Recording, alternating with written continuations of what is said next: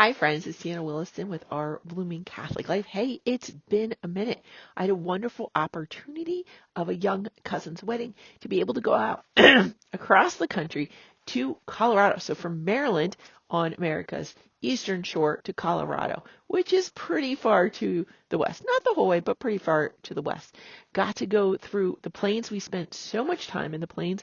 I didn't know how beautiful they were.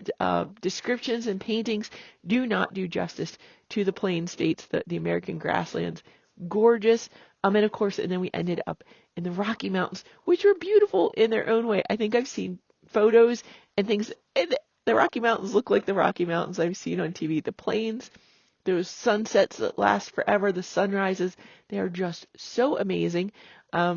So beautiful. Learned so much. So many great fossils out there.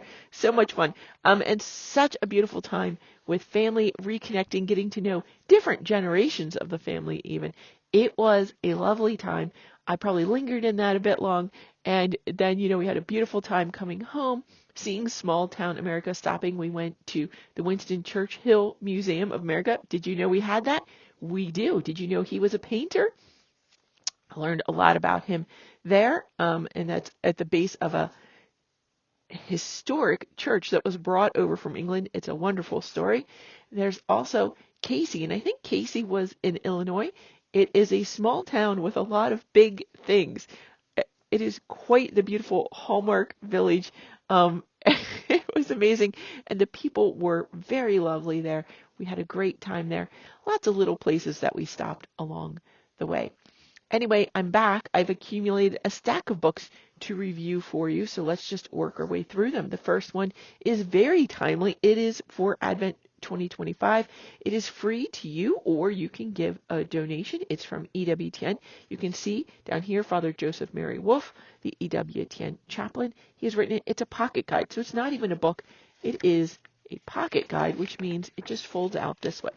It's kind of exciting because the inside, when you open it, the front will be all of Advent and ending on Christmas. And on the back side, we have December 28th, which is the Feast of the Holy Family of Jesus, Mary, and Joseph. January 1st, the Solemnity of the Blessed Virgin Mary, the Mother of God. And on January 4th, the Solemnity of the Epiphany of the Lord. So we have all of Christmastide here. There is on the back a little bio of Father Joseph, a way to contact EWTN, and it tells you about the artwork, and some of the legalities are on the back there. This painting, for instance, is La Innocence by William Adolphe. I'm never going to be able to say his name. It's very French. This is actually one of my very favorite paintings of Jesus. I first saw it I think it was in the LA County Museum of Art. It's huge. It was huge. It was I think one of the last paintings in the museum, and I was there on a trip in college, and I just stood there forever, and I was devastated that it was not available as a print. So why this picture? And as soon as you open it up, it's a picture of the child Jesus from the Shrine of the Most Blessed Sacrament. And here is Father Joseph Mary's explanation. Hello, family, and a little child shall lead them. Isaiah 11:6. The image of the child Jesus, his heart open and his arms extended in welcome, captures the heart of Advent, the mystery of God's love revealed in a child. This large statue found at the Shrine of the Most Blessed Sacrament invites each of us to enter into his love, a love so profound that he came to dwell among us. St. John wrote, "In this the love of God was made manifest among us, that God sent his only Son into the world so that we might live through him." 1 John 4:9. And that's given to us in parentheses. This Advent season, I want to offer you reflections on Isaiah 11:6. The child Jesus will lead us and guide us to many spiritual truths. This is something St. Francis of Assisi understood, so much so that he was inspired to recreate the scene of Bethlehem in all its humbleness and profundity. Please join me as we follow the little child who was born for us and who leads us. Very beautiful reflection. If you're not sure what he's referring to, we've covered it before on this channel, but super quick thing that St. Francis of Assisi is the one who created the living nativity. He did it at a place called Greccio. That's why it's often called the Greccio. It's a religious service held, but with all the humbleness. He invited the townspeople, I'm going to need some hay and a manger. I'm going to need a donkey. I'm going to need, and the people provided. Very beautiful. We offer ourselves, right, up to the Lord. And the people listened to him and they provided it. And what they got back was a beautiful service. Remember St. Francis was a deacon, so he had a prayer service there. I believe Mass might have been served. He was not the officiant then. But when St. Francis saw the babe in the manger, it is said that the child Jesus appeared to that saint and that he picked him up and beheld him. We can find that story in what I call the chunky monkeys. They're normally up here, but you can see the shelf is empty. I'm surrounded by a cascade of books. Cascade of books. It's probably here somewhere. It is. Oh, it is here somewhere. Well, I'm going to try and get all this back together. It's been a lot putting things back together after vacation.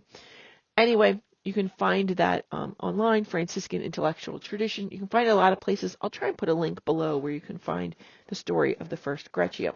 Now, as I said, we're going to start on the first Sunday of Advent. See how he has the date and then the first Sunday of Advent. So you're not going to want to lose this, especially if you're Franciscan. You may want to come back and use this time after time. And so he does give you the meaning of the date, the first Sunday of Advent, as well as the date. And he gives you all the readings. So if it's not this year, you can still use it because all the readings are listed that he's going to be referring to. Now, how you use this depends upon you and your choices. You may do these readings in anticipation. So you could start these before Advent. You can start reading them now, doing some Lectio Divina on them. If you're not familiar with Lectio Divina, we have a playlist on this channel. The how-tos are in the earlier episodes, so go to that playlist and go all the way to the beginning, and you'll learn how to do different ways of doing Lectio Divina, and you could certainly do them as a family. So you would do these readings ahead of time, or you could wait until the Sunday here proclaimed and then follow up with it. So either way is a beautiful practice. The readings are not going to be sequential. So we jump from Isaiah 2 to Isaiah 11 to Isaiah 35, Isaiah 7, Isaiah 52. You get the feeling we're jumping around a bit. Romans is the reading 2, but we start at 13, 15. Then we go to James, then back to Romans, then Hebrews. The gospel starts out in Matthew 24, but then goes to Matthew 3, then Matthew 11, then Matthew 1, and then John 1. And as we go back to Matthew, then Luke, then Matthew. So they're all over the place. I wish they were sequential. They're not at this particular time of year. So each day we have a little letter from Father Joseph Mary at the end.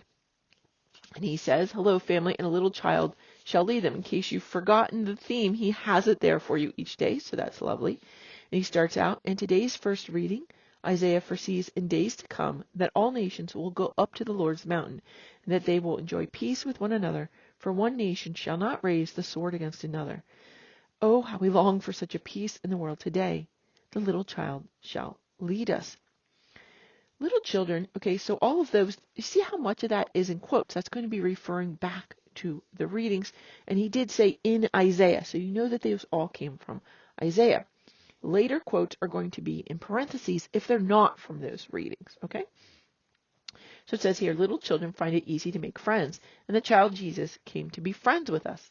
I have called you friends, John 15:15. We also find wonderful examples of friendship in the lives of the saints.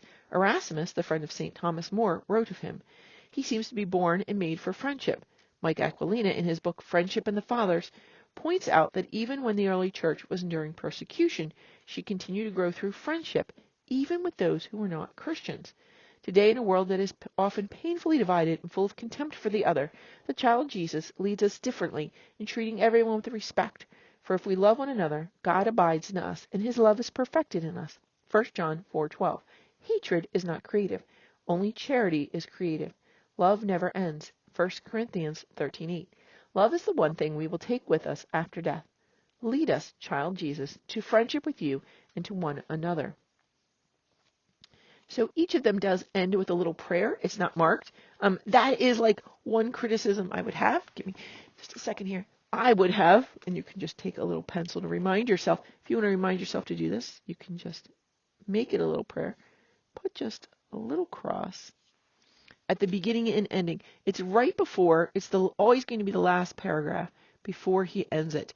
You can put a little plus sign, which is a little cross, right? And remind yourself you can make it into a little prayer. And if you want to make this into a pilgrimage, you can add those prayers as you do in many of those 33-day books from Father Michael Gately or by St. Louis de Montfort. You can add these up, so you can write them out on. You can just get a little piece of paper like this, or a little index card, or even put it on the inside of a Christmas card. You can add these up, these little prayers, so that as you go through Christmastide, you have a longer and longer prayer for the child Jesus, and you will grow in those prayers. Do they continue on the back? Yes, they're always child Jesus. They're always directed to the child Jesus. Now you will notice as well in here, he's given us some more resources. He's telling us that there's writings of Erasmus, who was a friend of St. Thomas More. We might want to look into St. Thomas More. He tells us about a book, Friendship and the Fathers by Mike Aquilina. We might want to look into that book. As well as at the end, we are given a series of resources for the season, and they are back here. They are all, I believe, available for free at EWTN. I could be wrong, but I believe these are all articles on the EWTN website. So these are given to you as well. So you could make yourself a nice little family retreat or pilgrimage using these however you want to use them. You could do it with friends. You could meet for dinner once a week or have a Zoom call, whatever it is that you like. This is a lovely way to do it. And I encourage you to, yes, discuss this with friends as they are discussing. Yeah, I think that is a lovely book, and it's a great time of year to focus on friendship and children, right? How do children lead us into friendship? You know, children, they will walk up to strangers and say anything, but they will share their hearts. Sometimes it's something like very silly, like, I smell funny, right? Children have that vulnerability about them as well. And so I hope that you open up your hearts in friendship to others in this season and that you share the child Jesus with them.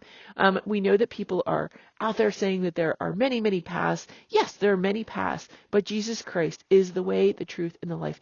And so let this little child lead us deeper into the heart of his Father. May God bless you, friends.